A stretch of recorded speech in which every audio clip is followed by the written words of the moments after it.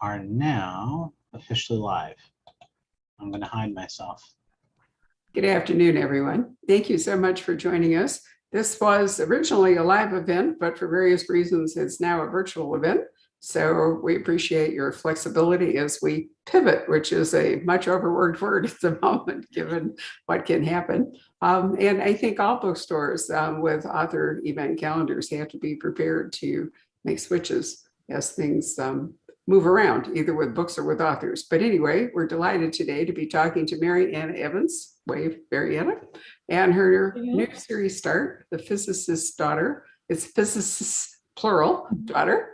And joining us very for important apostrophe. What's that? It's a very important apostrophe. It is. Yep, I was trying to make sure that that's got out there. And joining us to talk to Mariana is Donis Casey, another Poison Pen Press author with whom we have spent many happy hours and who lives here in the Metro Phoenix area. So, ladies, it's been a while. How long has it been, Mariana, since your last Fay Longchamp, which was the final book, at least for the moment, in that series? Yeah, it's been almost 2 years. Definitely, I didn't have a book in 2021. So the last one came out in 2020, I think the fall. So it was a little bit of a gap because I had to get my arms around this new story and this new character and make sure I did justice to them. Well, you took Faye and Joe and their children and various mysteries they resolved over a really long story arc. It's been wonderful. What did we end up with? Was it 15 or 13? 13 Okay. books. You know, I've had people emails and in person, people are going, or is Faye gone? And I'm going, no, Faye is in a good place. She's running her business, raising her children, enjoying Joe's company. And I'm giving her a break from dead bodies, but that doesn't mean she won't ever come back. Well, I'm sure we're all happy to hear that, because one of the joys of reading the books was moving around to different parts of the country and unearthing different histories of different parts of the country, which I have to say, as Mariana's editor for that series, was really enlightening to me. How about you, Donis? Did you learn a lot when we read those books? It was really interesting. Of course, that's my part of the world as well. And so it was really interesting to see all of her going to all of these places that I had been to in Alabama and Mississippi and Louisiana and Florida and everything. And also all of the history that was, I really enjoyed the mounds ones, the ones about the Indian digs and those sort of things. So yeah, your books, well, as a matter of fact, that's the way I felt about this one too, about New Orleans. Yeah. Yeah. Go down to New Orleans a lot when I was a kid, and it was just really nice to go back, as a matter of fact.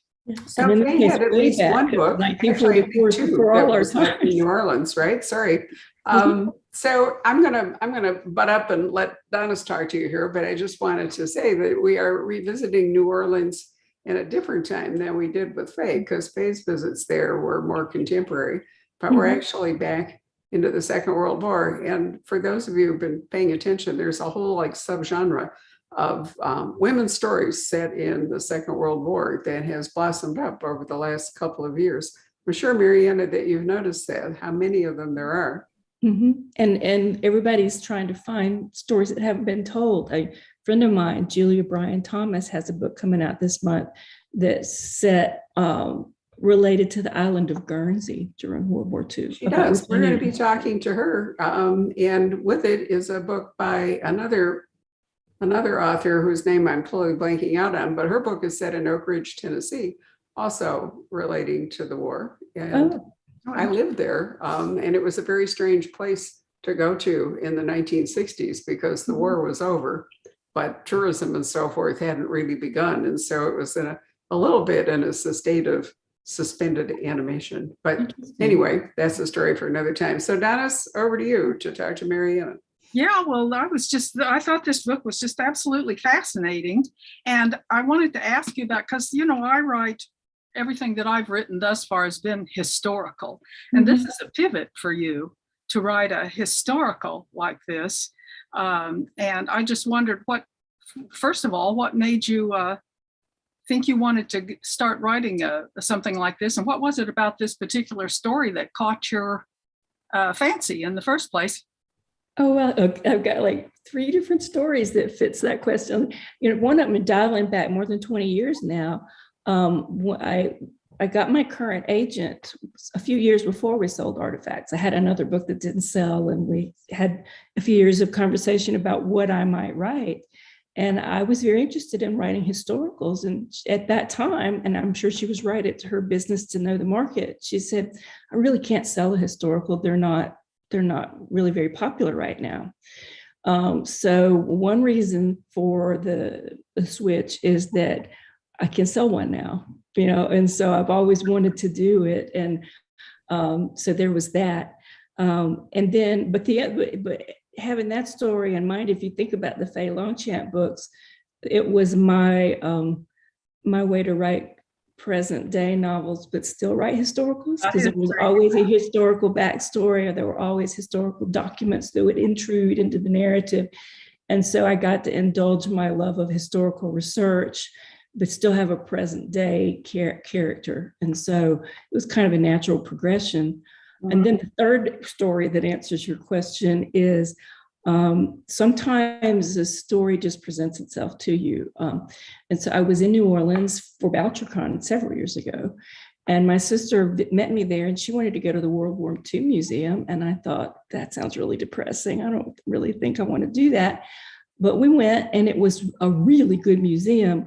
I'm not going to say it wasn't depressing, because I cried till my neck was wet. I mean, it's it should be emotionally difficult, and then, the sucker punch is that they have the things narrated by Tom Hanks. So when Tom Hanks starts telling you about the war, the spigots come on, so I wept the whole time. But I was fascinated. I was asking myself and everybody around me, why is this here? I don't associate New Orleans with World War II. Why is it here? And as it turned out, that's where the boats were, the factories were that built the boats for D-Day and a lot of other things. But the very, the Higgins boats, the very characteristic boats we've all seen in photographs since 1944, with the gangways that went down so that they could come ashore on the beaches, were built there because there was a man with 75 employees who built boats for bayous in the 1930s. And he saw all this coming. And even before the war, he was trying to sell the US government on these boats. And he was right. And so by 1944, he had like 25,000 employees, went from 75 employees to this huge. So that was fascinating to me. And then when I learned that this was the first employer in New Orleans to pay women and Black people the same salary that they paid white men, I go, oh, well, there's a story there, and it really ties into all of my interests. And so that's when, and then I started doing research and found out about the secret project that's at the heart of the story. But the trip to New Orleans was the original genesis. Mm-hmm. Well, now your background is engineering anyway, and you said your sister is a physicist, or she's a chemist. A chemist. She's a PhD in organic chemistry. So I was really interested in the research on her physicist background, because both her parents are physicists. Her physicist background helps her figure out what they're actually doing. Yes. Yeah. It's her secret power. We actually teach story structure, and my day job is teaching writing at the University of Oklahoma, fiction writing. And we talk about what is it about a character that from the beginning of the book that this is who they are. And then at the end of the book, it's what resolved everything. And some people call that the Q factor because of Q and the James Bond stories. Mm-hmm. So Q hands you an exploding pen at the beginning of the book, and you have to use it by the end. So her secret weapon, her Q factor, was always going to be that she knew things that nobody expected a woman to know in 1944, because her parents were physicists and they had taught it to her. So that's her superpower. The research must have been in something. Doing all of that research. It was very interesting though, because and I can't talk too much about the secret project at that factory because it's the heart of the book. Right. So I'll just say that I was corresponding with one of the historians at the World War II Museum about this factory where Justine works, and about a secret project that this historian had been researching. And we know very little about it because these women carried it to their graves. They were told at the time, we'll shoot you if you tell people about this. They didn't tell them what they were doing. They just told them they couldn't tell anybody about it. And so it was declassified in the ensuing decades, but nobody told them. And so a lot of it did go with the women and some men, but mostly women, to their grave. But some people told a few things. There were a few newspaper articles at the time, and we have pictures of the women covered with carbon dust. They called it the carbon division. They called them the carbonites. We know these things. And so I was able to learn everything we know about it and then fill in the gaps because I was writing fiction. That was really interesting. So, being a scientist, I always want to make sure my fiction does fit in those holes. I mean, I'm not.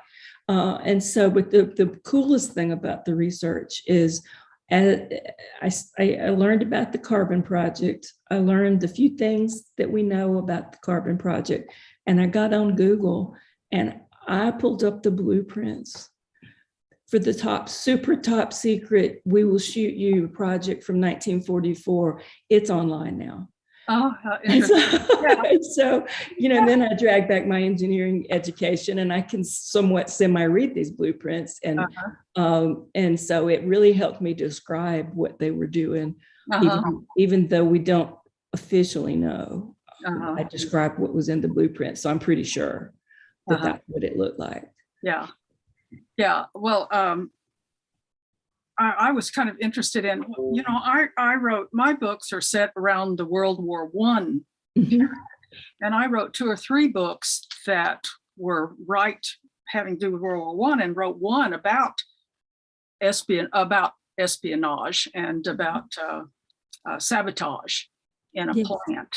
And I was really interested to because when I was doing my research, I was really interested to see that there was a lot of, around World War I, a lot of espionage that took place around the Gulf area. And that the Germans would put people ashore, just like in your book. They during World War I, they put people ashore from submarines. Which one of your books was that? Because I haven't read that one. It's All Men, All Men Fear Me, All Men Fear Me. Yeah. And there was as a matter of fact, in Galveston during World War I, there was a big, at a shipyard in Galveston, there was a large explosion in a ship that they thought was done by a saboteur as well. So I was really interested too to see, she also gets an idea that things keep going wrong in this plant. And she kind of gets the idea that there might be somebody there making things go wrong in this plant. And I thought that was really interesting too. I don't want to give things away. I don't know how much to say. I don't want to give anything away, but it was really interesting. Well, it goes back to her superpower, and that nobody, people make mistakes because they don't expect her to understand what's going on. She's just a 21-year-old girl. Right. And they don't expect her to know the physics, and they don't expect her to know how to weld, and thus how to recognize when something wasn't accidentally broken. So it's, that's not too much of a spoiler because it comes out in the first chapters, that she sees that somebody's around there.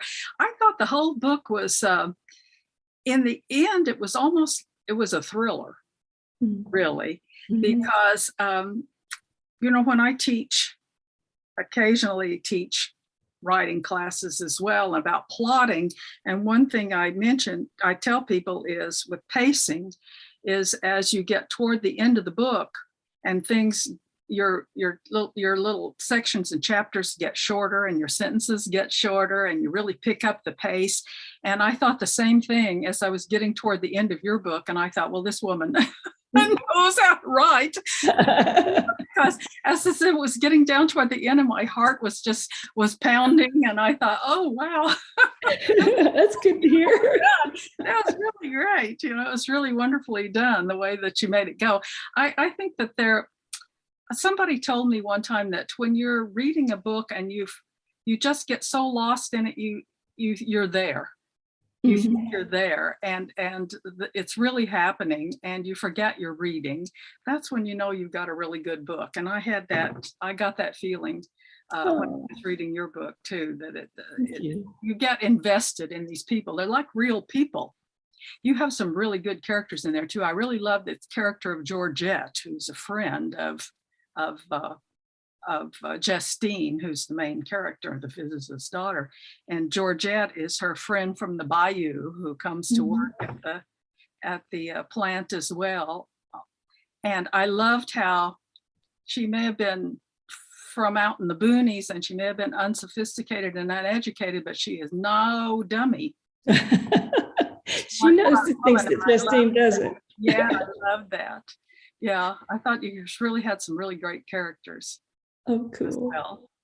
You know, you're talking about the thriller thing. I think Barbara and I have had this conversation where, you know, there are different structures to mysteries, you know, and there's the traditional golden age where all of the clues get laid out and then everything's resolved in the parlor, you know, with the detective, and it's a very quiet ending. And then there's what you and I tend to do, which is you spend 3/4 of the way on the book pushing the rock up the hill, right, and then all heck breaks loose, and it turns into a thriller. You've been writing a mystery, you've laid the clues. It is a mystery, but the climax is very thriller-like. Yeah, and that's my natural way to tell a story. I find the more books that I write, the more thriller-like my plots become. Yeah, much less traditional mystery-like and more thriller-like. I'm more interested in the situations and how the characters handle them than I am in whodunit, basically. In some ways, I don't neither of you has an official sleuth. You know, it makes a difference if your lead character is a policeman or a lawyer or somebody. You know, that's one thing. But since you have people working the investigations in your books that are not official, then I think there is more of a tendency to make it a thriller, more of a contest between that person and the bad guy. But you can do what Mariana does, and what you do is you can lay clues as though it were more a traditional mystery, but the dynamic of how it's going to end becomes more thrillerish. I agree, and I think I like it that way. I like it that way. Because it's character driven. Like a police procedural, though, that's what the reader wants. They want that procedure. So the plot becomes, or the mystery solving becomes more important, I think. Well, and part of it is too that the procedure can actually inhibit the solving of the mystery. I mean, if you look at a lot of police procedurals, part of the battle is against the department and its rules and the procedure itself. And the detective oftentimes has to go rogue, so to speak. You know, it's not just Harry Bosch. There are a bunch of detectives like that you know, that where that ends up. I also think that the influence of long form television has begun to be felt more in the structure of books. Have either of you noticed that? That's a very interesting thought. Yeah. I wonder if that actually kind of sounds like a good thing, because it may make readers more patient. I don't know.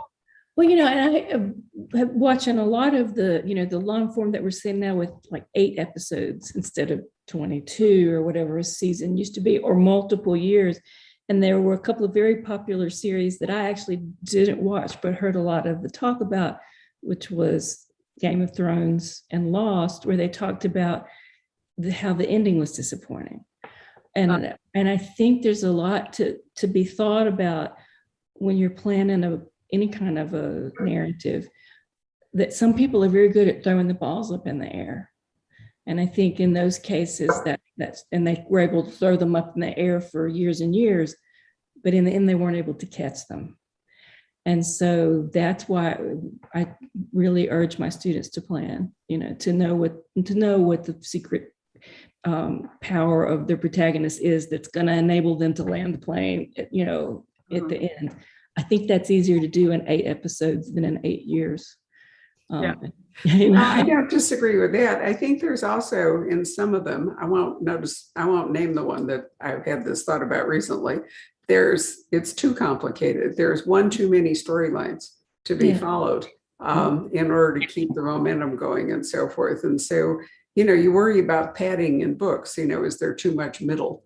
But I think that sometimes there's too much middle in the television things, but nonetheless, most of them do end with some kind of a big climax, and that relates to the structure that we're talking about. I wanted to say, Mariana, that Bletchley Park comes to mind in the sense that those people who worked there, both the men and the women, but a lot of it was women, didn't talk about, they were sworn to secrecy, and many of them died without ever revealing, or some of them may still be alive, that they were engaged in this project. And then I look at the coverage for the current war in the Ukraine, and I think that the kind of secrecy that Oak Ridge and Los Alamos had, or the kind of secrecy that you're talking about in your plant, where you could get people who were not armed with cell phones and didn't have a digital platform to actually all agree, to keep a project secret, seems to me impossible today.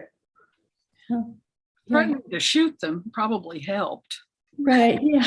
Yeah, but they didn't have an instrument handy.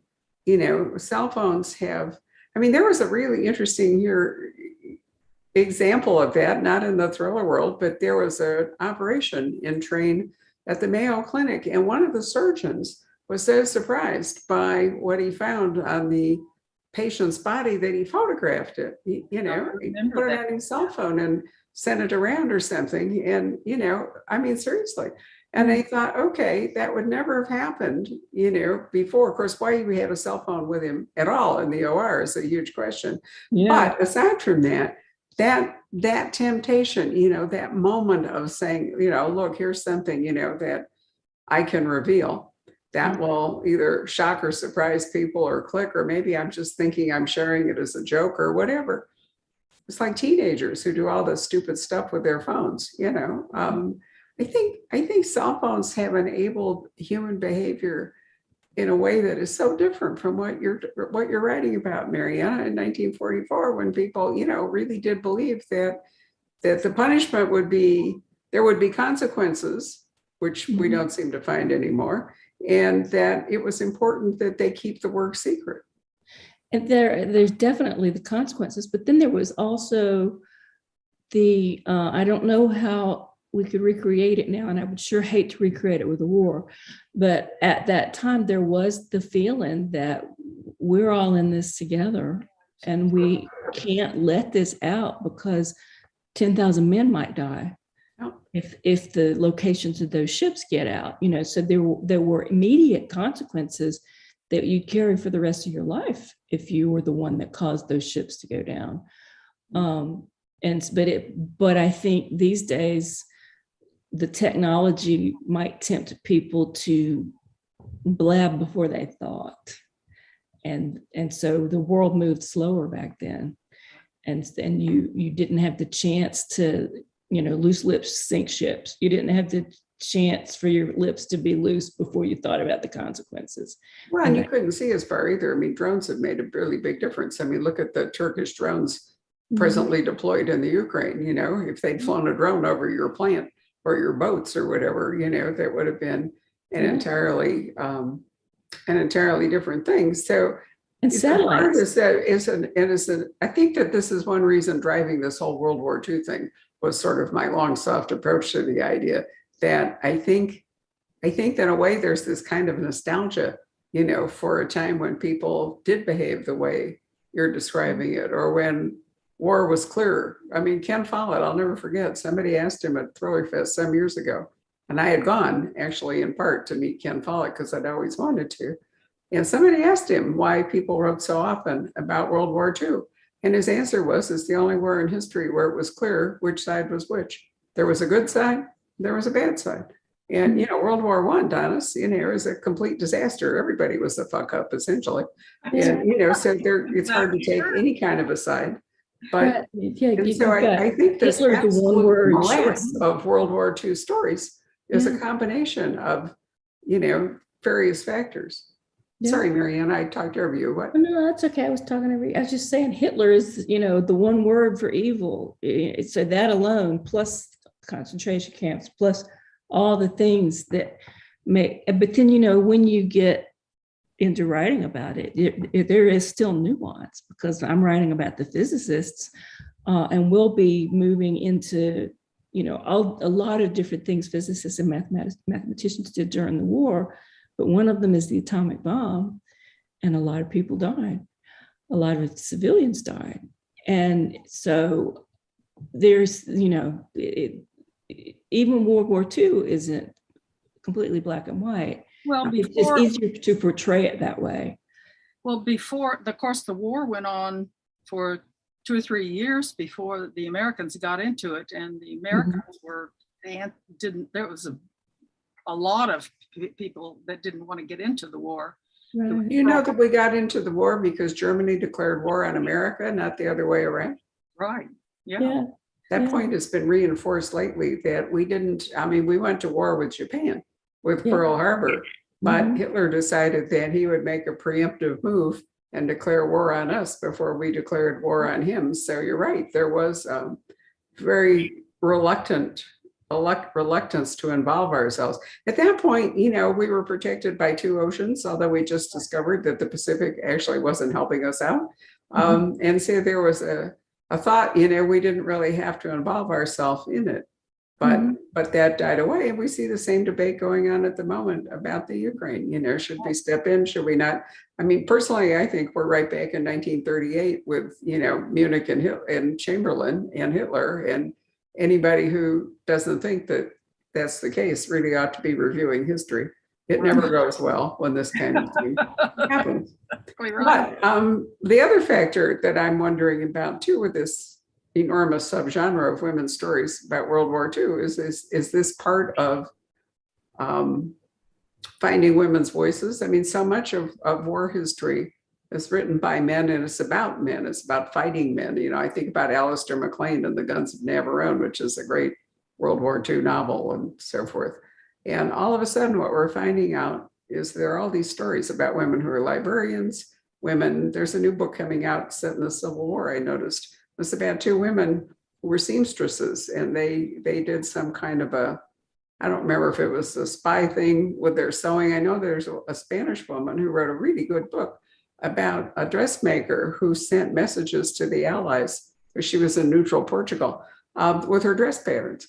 She incorporated the information into the dress patterns so nobody would notice it. Yeah, and we've got land girls, we've got librarians, we've got whatever, and those stories have not been told as much. So do you think that that's part of it? Did that draw you to The Physicist's Daughter because it was so many women? Oh, absolutely. I was trying to think, I have written short stories with male points of view, so it's not like I only write from a female point of view, but it is, I do feel like it's sort of my beat, it's writing strong, capable women. And the interesting thing, as I've gotten into World War II, and also, I'm nearly finished with the second in the series, and it's even that one, it's become even more evident to me what a unique period in time for American women 1941 through 1944 was, because the men were gone. So when you look at the Pentagon, which was built in those years, you have to think a lot of women worked on it. So when and when you think about the airplanes and the ships and all of the war machines that fought the war, you have to presume that a large percentage of the work was done by women. And women at that time couldn't have a bank account. I had to finesse what Justine did with her money because I actually wasn't sure and couldn't find out. I think they probably had a credit union at the factory, but I don't know whether she would have kept the money under her mattress because she couldn't have a bank account.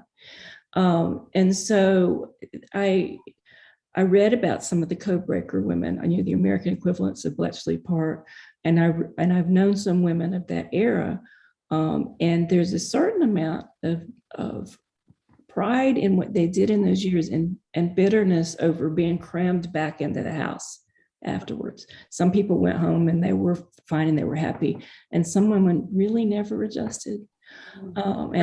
Post-Bletchley, I mean, there was a TV series written about that. I can't remember what it was called, but about, they couldn't stand being retired into civilian life and found, something to investigate.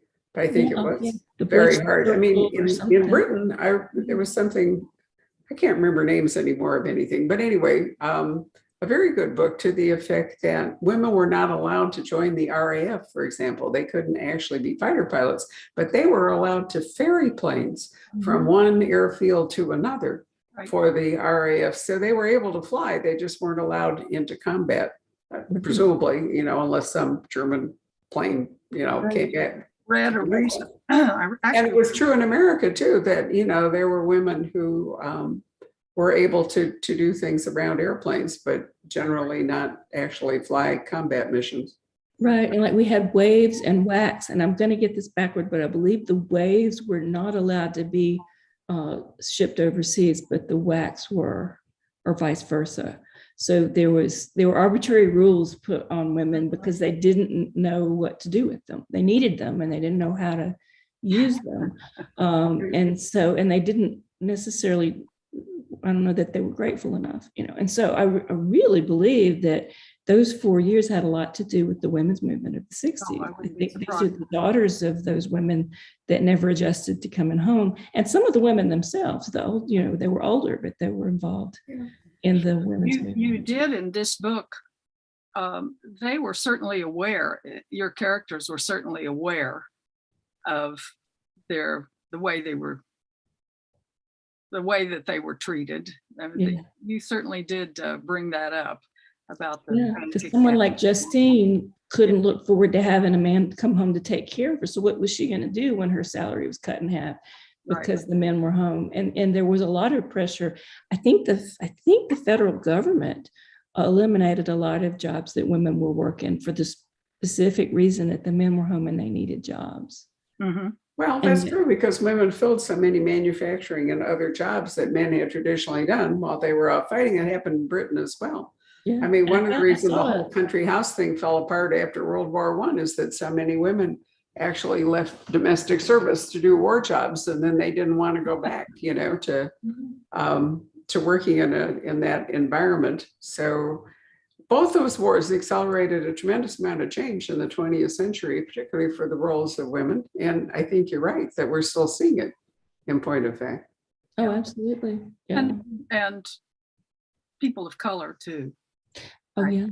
Yeah. Because they there was a big migration, Detroit in particular brought many people of color up from the South to work in the plants in Detroit, while the people who had been working in the plants went overseas. So I shouldn't have said just women. There was a whole just really mixed up society. Yeah. Well, the Black Death did that. I was doing an historical novel conversation with somebody last week, and we were talking about that the Black Death wiped out, I'm trying to remember, somewhere between a third and a half of the population of Europe. Yeah. That much. And so, all of a sudden it broke the whole concept of serfdom because there was such a huge labor shortage that people that people who would have led a life of servitude on the land suddenly were able to move up to real wages and independence and started guilds and, moved to cities and took up crafts and all. But it was all because there's a woman named Susanna Gregory who writes historical novels in England set at the university in Cambridge. And part of her thesis is there was a constant war between Cambridge and Oxford for students because there were so few students that were actually still alive that neither university had enough money to keep its faculty going. And so they did like raids on each other. I'm serious. You've both been in academia, so you can imagine if the student body suddenly plunged, what would happen to your jobs, to the jobs of the faculty. So, unfortunately, sometimes it takes some kind of enormous scale tragedy, something that kills an enormous number of people, to affect social, economic, and social change. It's not that, it's fine for the survivors. It's really very bad for the people who don't survive it. Yeah. And we're seeing something like that happening right now in the Ukraine. I mean, what's going to come out of all this? I don't know. It's awful. I've had the same thought about the pandemic. Yeah, that too. That's sort of created something. That's sort of created some sort of social change too. And thus far, it hasn't been very good. Whatever. Well, it depopulated a lot of cities and moved people into places, remote working and remote living and so forth. And then a lot of those people are finding it doesn't really work very well for them, so they're moving back. But it's had a terrible effect on the real estate market right here in Scottsdale. As you know, you can, I think for a while in the spring, there was something like one bedroom apartment for rent anywhere in Scottsdale because of the incredible, migration of people from other parts of the country. And some of whom may be going home, some of whom may not. Now we have remote working. What's that going to do to tech hubs? What's that going to do to Midtown Manhattan, where all those little businesses depended on office workers to show up for lunch or, get their shoes shined or get their hair cut or whatever it is. And now they're working at home in Poughkeepsie or somewhere, or, up on the Hudson, and they're not coming into the city. So what happens? I mean, the economic dislocation is tremendous. Yeah. It's interesting to see history in action. It's not always comfortable to see history in action. That's that Chinese saying that you live in interesting times. Yeah, that's a curse. That you live in interesting times. Maybe the answer is that they're all interesting. It's hard to live through a period of change when you don't know how it's going to come out. Exactly. Writing about World War II has a certain comfort zone in that you know how it came out. Yeah, it worked out well. We've got anyway, it had a lot of pluses and minuses, but at the end, somebody won and somebody lost. But it's really difficult. Think about the Regency period. It was 20 years that they were at war with France. France and Britain were at war with each other. Nobody knew how it came out till Waterloo. I mean, it was a long, long time. Right. So it must have been really uncomfortable to be living in that 20-year period on both sides of the channel when you didn't know who was ultimately going to win. Yeah. And that's what we're looking at right now, all over again. Yeah, absolutely. Well, Mariana, this is going to be a series now, right? It is. I'm nearly finished with the sequel, which is called The Traitor Beside Her.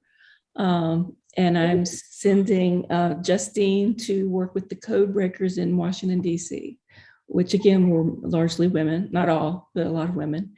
A lot. And so I sent her there to find, they know that there's a traitor in one of the departments that meets, it's one room of very brilliant, eccentric, unusual people. And one of them, they have evidence. One of them is spilling secrets. And so she's undercover and Georgia is with her. And their job is to find out who the person is, because until they find it out, they can't send anything important to any of these very valuable people. They're all very valuable people. And so it's like a bottleneck in information flow that she's there to fix. So that you did mention that Georgette. Yeah, Georgette goes to. Yeah. So do you have an arc in mind? Do you intend to go are you just intend to go forward with Justine until? I have ideas for this book and the next two. And I want to take her to Los Alamos, and I want to take her to Oak Ridge. And I want to do that during the period leading up to, I want her to be at Los Alamos for the Trinity blast. And I want her to be at Oak Ridge when Hiroshima goes up. And that's where I'm going to delve some into the moral implications of those things. It ended a terrible war, but you can't ignore the people who suffered. And it's going to knock her on her butt, frankly, when she realizes what really, she didn't think a lot of the physicists didn't think they'd do it. Mhm. They thought that we would reveal that we had this world killer bomb and that the war would be over and we'd all sit down and work things out. They didn't think they'd drop it. And so, so I'm going to take her through this period of time when we do drop it. And then I don't have, well, I have one more idea. The mid 20th century was just one technological victory after another that she can be on the front lines for. And the obvious thing after the war shuts down is the beginning of NASA. And when we brought all the Nazis over to work in NASA and pretended like they hadn't been Nazis. So I want to do something with that. And then I don't know, but there's definitely enough mid-century science to keep me busy for a long time. I would think about computers and Well, the whole thing with Werner von Braun and his ilk was very controversial. Bringing them over after the war was ended. Mariana, you should really read Joseph Cannon's marvelous book, Los Alamos, and maybe watch an episode of Foyle's War, because one of the things I think you have to allow for is that when people have worked that hard on a project that is so revolutionary, it's really hard for them not to want to test it to see if it works. Yep. There's that tunnel vision of we've worked so hard, we can't think about the consequences. We just need to go. You can't put the genie back in the bottle, kind of a thing. But both of those, both the Foyle's War episode, I think, and Joseph Cannon's book, really make you aware of that. If you have this many really brilliant people pressured so hard, to create something, then the idea that they could just leave it. Is very, very difficult. And there were terrible consequences just from testing, not just from dropping the bomb on Japan. And I have been to both Hiroshima, actually more than once, and Nagasaki.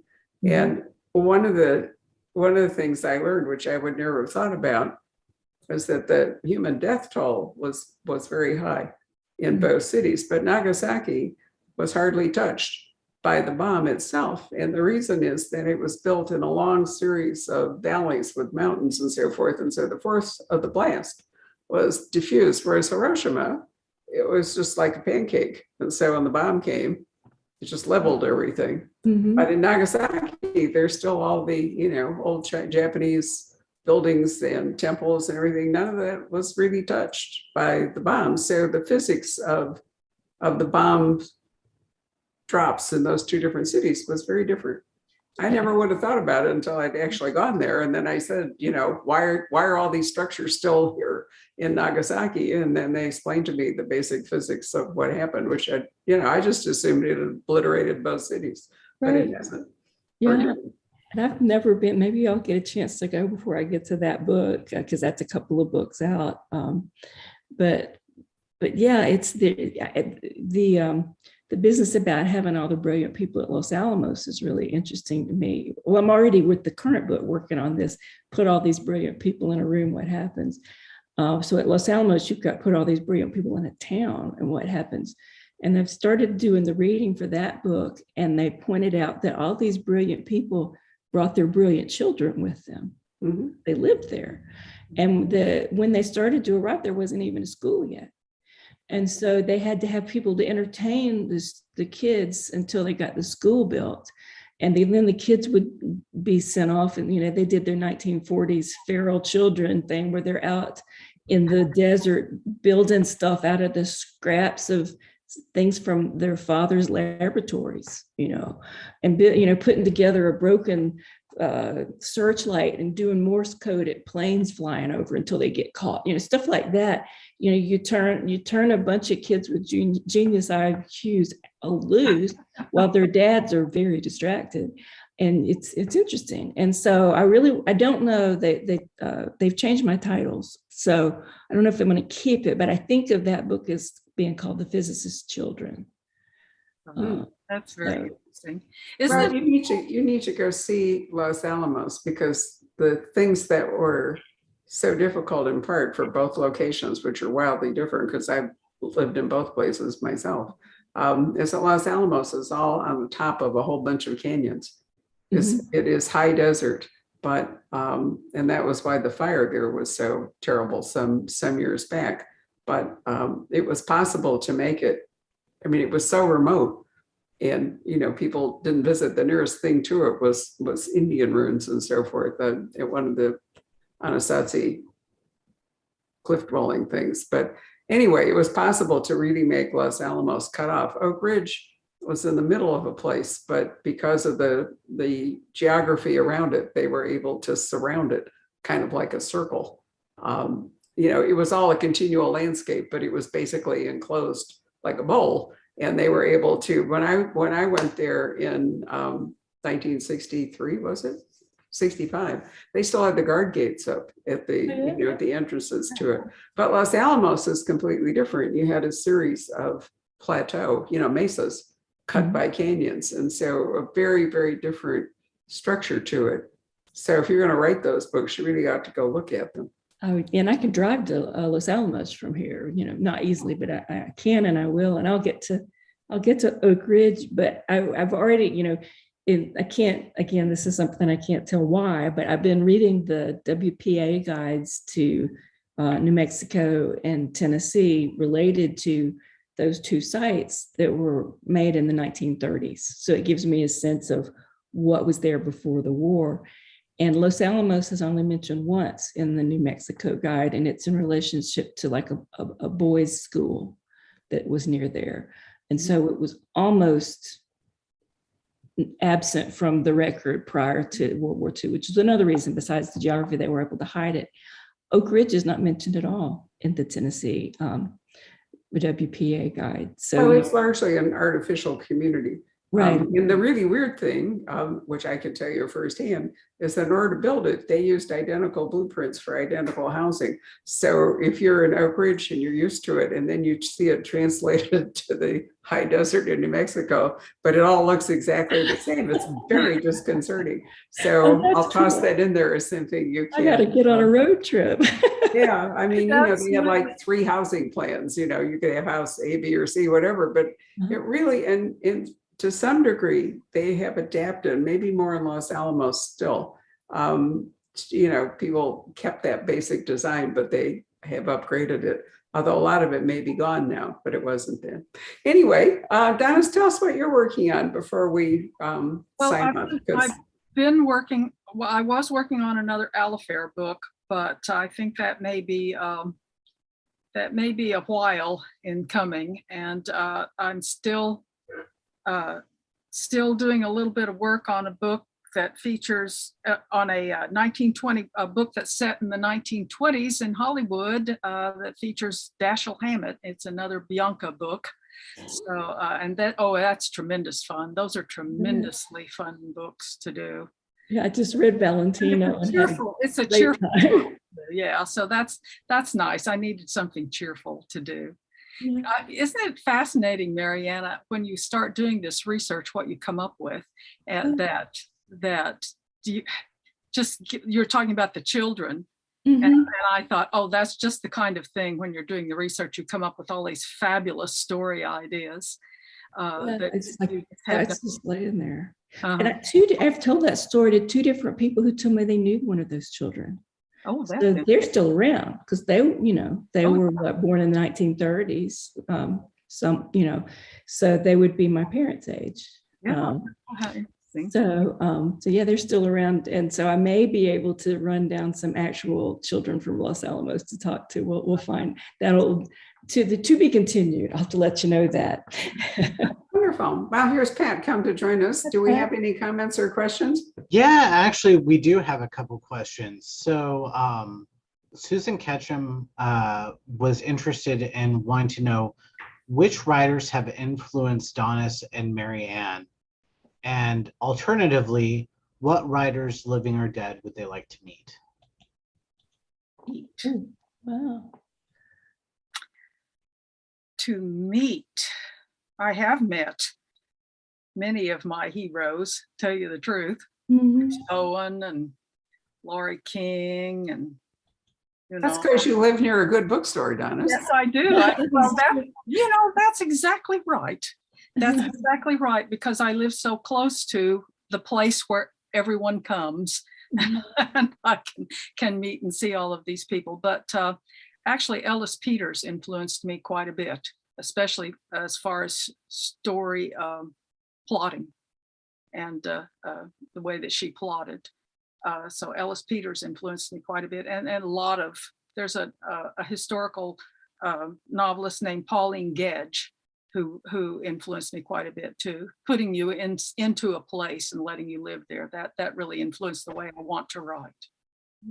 So I'm trying to think, as far as someone to meet and someone that has been an influence, I'll have to think. The original person that I would say influenced my first book, my first Faye book, as I've said, I already had my agent and was discussing with her what my book would be, so she was a participant in the discussions about what artifacts would be. And I remember sending her about 100 pages, and she said, I want you to stop writing, buy 3 Nevada Bar books, read them, and then call me.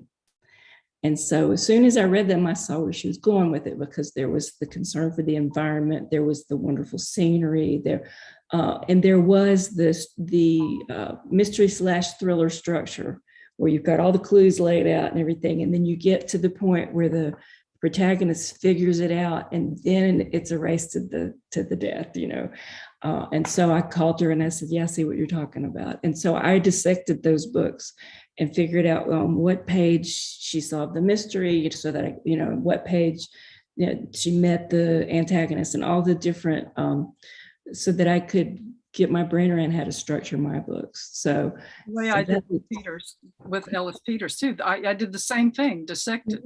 And the thing that I really liked about her that I wanted to do was the moral ambiguity. I liked that the bad guys weren't all that bad and the good guys weren't all that good. Yeah, I like that. And then as I wrote, a couple of other people, Tony Hillerman is an obvious influence for anybody that writes the things that I did with Faye, with the Native American influence, and living in the modern world. And then I've always just enjoyed the beautiful prose of James Lee Burke. And he's also from the South, and so there's a bit of that too. So I would say that those are the currently living authors that have influenced me. I do academic research on the work of Agatha Christie. So I'm currently on a really deep dive of reading not just her novels, but some of the less commonly read stuff. And from that, I have learned, she does not generally use that structure of, the big thriller at the ending. So I don't do that, but I have really appreciated her control of information and the way she lays her clues. Yes. And so I've picked up some of the fine points of how to communicate the information the reader needs to know without giving away the show from reading Agatha Christie. So Marianne, I would have you read Track of the Cat, which is the first Anna Pigeon book by Nevada Barr. Absolutely. And The Neon Rain, which is James Lee Burke and a Dave Robichaux book. What was the third, the other author you mentioned? Tony Hillerman.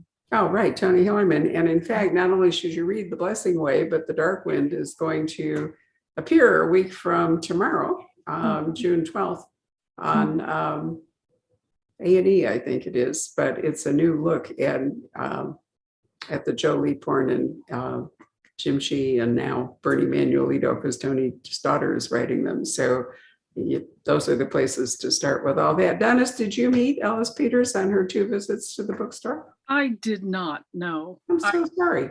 But no, I'm sadly, I did not. So she wrote wonderful books as Edith Pargeter, and then she wrote the Brother Cadfael mysteries, which is what she's probably better known for today as Ellis Peters. Actually, I started out with the Pargeter books because I love the Pargeter books. I thought they were great. And she also wrote an historical trilogy. What was it called? The Heaven Tree trilogy, which was neither Brother Cadfael or the Pargeters that I could get hold of, because I love a good historical, and I read them all. And when I was finished, I was so disappointed. And that's when I started researching to see if there were any in England that I could get hold of or something. And I just discovered the Brother Cadfael books just by accident.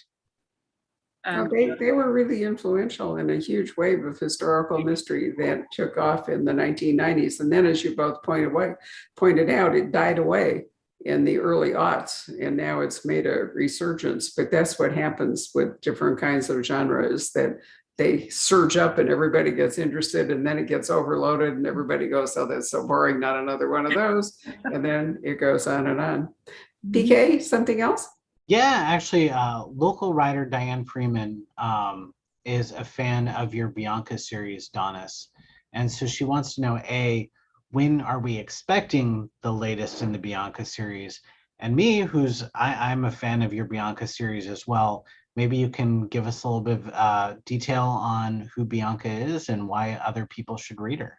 oh, Bianca is, yes, the Bianca series is kind of a spin-off of my Alifair Tucker series. The Alifair Tucker books are set in the 19-teens in Oklahoma, but the Bianca is Alifair's daughter, who runs away from home and goes to Hollywood and becomes a silent movie star, and does a series of silent movies called The Adventures of Bianca Dangereuse.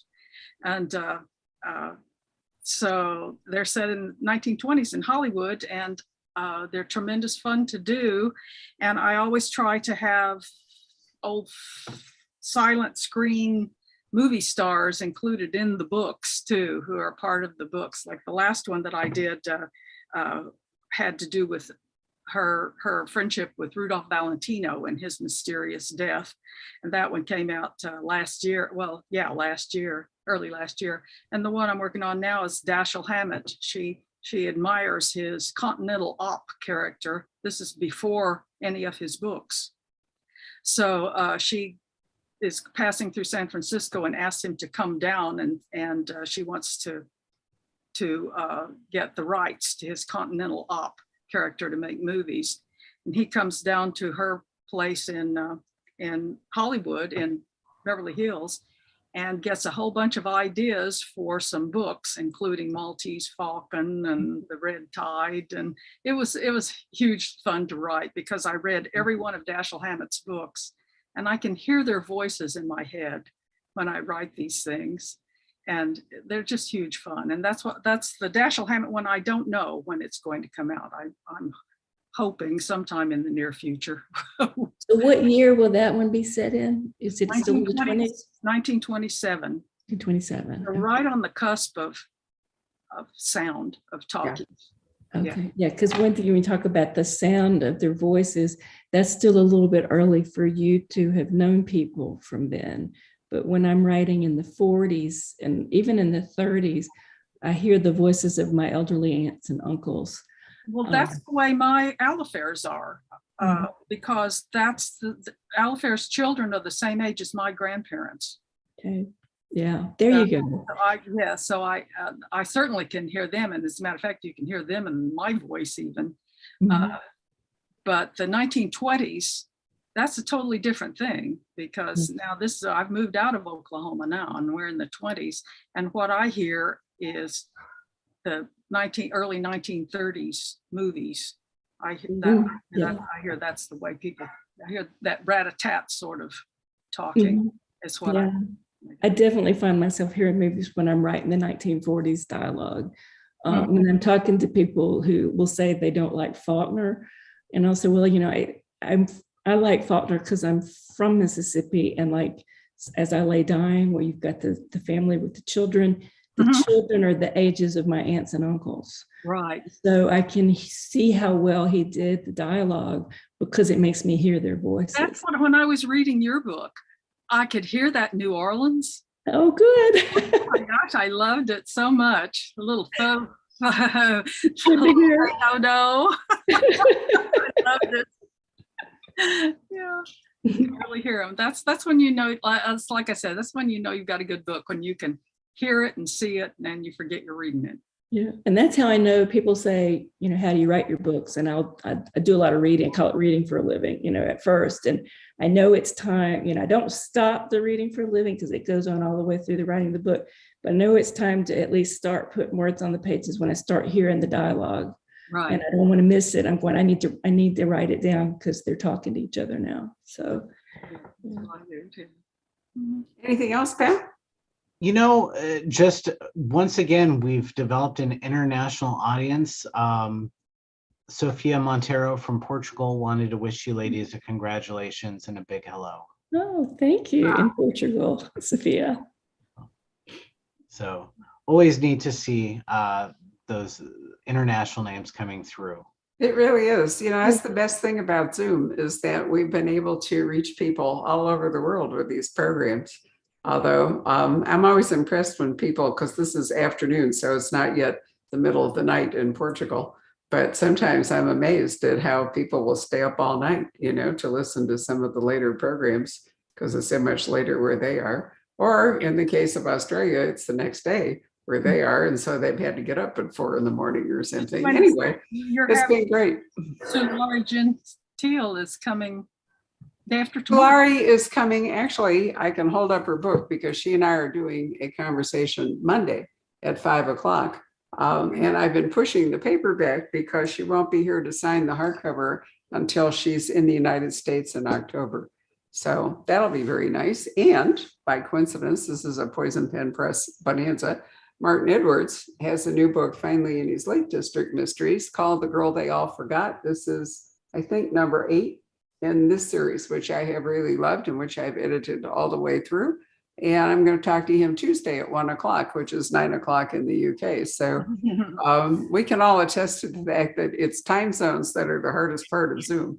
Yeah, I was terrified I was going to sign on here at the wrong time. So I made notes to myself, set alarms.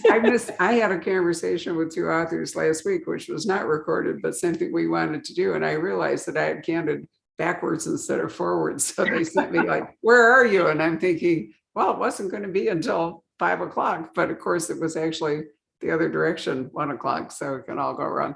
Anyway, thank you very much, ladies. It's always a treat to see both of you. We do have some swag that we can provide with Mariana's book, The Physicist's Daughter. I'm not sure what all it is, but we have bookmarks, I think, and possible other things. So anyway, order your copy and you'll see what you get. So bye, everybody. Thanks for joining us this afternoon. Good to see you.